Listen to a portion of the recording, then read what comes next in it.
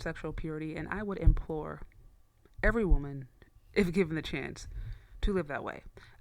I said this before, and I'll say this again. So when I got married, I was a virgin, and I do not, in any way, shape, or form, regret that.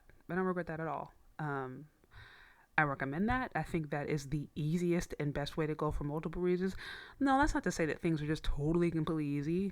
You know what I mean? But that certainly avoided me a whole lot of situationships and potentially a few baby daddies in the way. So like I say this before and I say this again.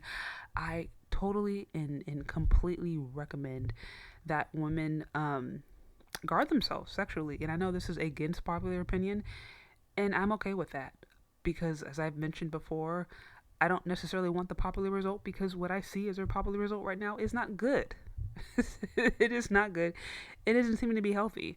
You have, I think it's like 1 in 4 women who are on psychiatric drugs or on some form of antidepressant.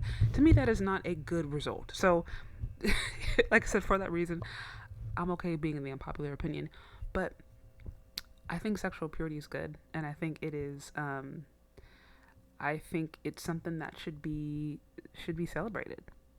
Now, with that said, I know there's this idea of born again virgins or women who've lived their lifestyle. Some of them maybe had a few kids or had hot girl summers or whatever, and then they decide that they want to go and be born again virgins. Cool. If you give your life to God and you say, okay, you know what, I lived this particular lifestyle. I am now choosing to live a different way, and I don't want to go back to living the way things were before. I totally respect that, and I'm like all for that. What I will say to guard against, and I say this because I've noticed this, just because you give your life to God does not mean that automatically the world owes you or that God even owes you just this perfect particular thing. What I've noticed sometimes is women who, like I said, they may have made a few mistakes, and then they become a born again virgin, and maybe they're celibate for 6 months, or maybe even a year, or maybe even 2 years. But you know, they all of a sudden they abstain, and sometimes I see that abstaining can create this sense of entitlement, and I think that's bad because God doesn't owe us anything. You know, I'm a Christ follower, and to me, when I decided to follow God, that meant something. And I personally have the conviction of like, okay, I am going to live this way. I'm going to honor God with my body. This is a way that I can do this practically, and so that meant something. And of course, you know, there's temptations. But to me, that was my reasonable sacrifice to God. It wasn't like he owed me anything. It wasn't like, oh, because I'm living this way, because I'm choosing to abstain, now I deserve a $1 million home, or I deserve this, you know, guy that makes 7 figures. Like, no, that is my reasonable sacrifice to God. I'm doing that because I love God. I'm doing that because that's what he's revealed to me. As you know, in order to walk with him, this is what I feel like I have to do. And so that was my, like I said, my own personal revelation, my own personal conviction. I stand by that for multiple reasons. But with that said, I'm saying, you know, if you're a woman and you're like, okay, I'm saved now, or I want to be born again virgin, whatever, cool.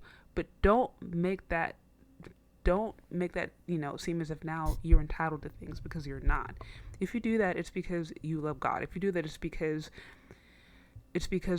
you recognize, okay, my old way of doing things were wrong. But just because you may be celibate for a few months or maybe even a year or whatever, it doesn't mean that like things are automatically going to be perfect. It doesn't mean God owes you anything. And it also doesn't necessarily mean that men are going to see you different. Like, there's going to be some men out there who hear the whole term born again virgin and laugh. And they're like, what, you have a few kids and you're a born again virgin? Yeah, right. Like, that's what most men are going to think. And of course, you don't do that, you know, for anybody else to do that because of your own personal relationship with God. But I just want to guard against any entitlement. And like I said, the only reason I am saying this is because I have actually seen this. I have actually seen this in action sometimes. Women who do this, who are like, oh, okay, now I'm gonna be celibate. And then all of a sudden they have this entire laundry list of what they believe God owes them. And I'm like, it doesn't work like that. You give your life over to God because you love him, because you want to serve him. And then the results are up to him. But he doesn't owe you anything just because you decided to have discipline in an area of your life that you probably should have had discipline in beforehand. But that is just my opinion. Like I said, I know things happen. people can make mistakes, and I think there is definitely grace for mistakes, or there's grace for people to learn and grow and evolve. I'm totally okay with that.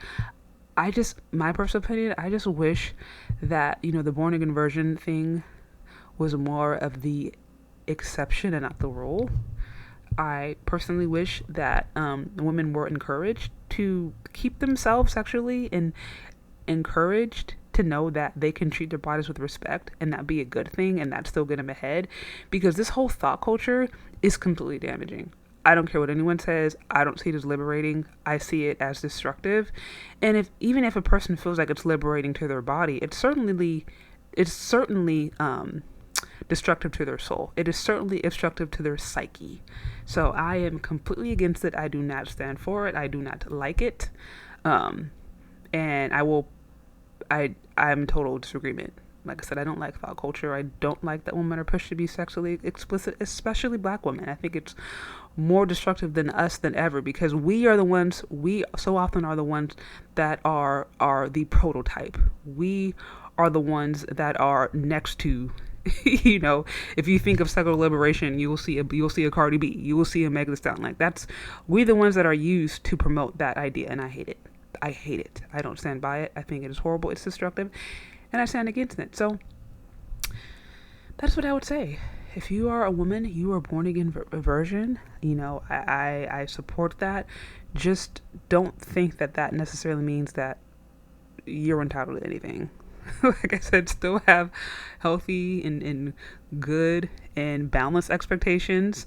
Know that men aren't necessarily going to see you any different. If anything, some of them may look at you a little bit more crazy, and that's okay. Like I said, as long as you're doing this for the right reason, you're doing this as unto God, you in and of yourself, then that's great. But I would just guard against doing this thinking that you are now entitled to something, because I don't know why many of us women have been sold this idea of like we just deserve stuff just because we're women, and it doesn't always work like that. Like, you have to work for things, and sometimes things don't always work out the way we want, and that's okay.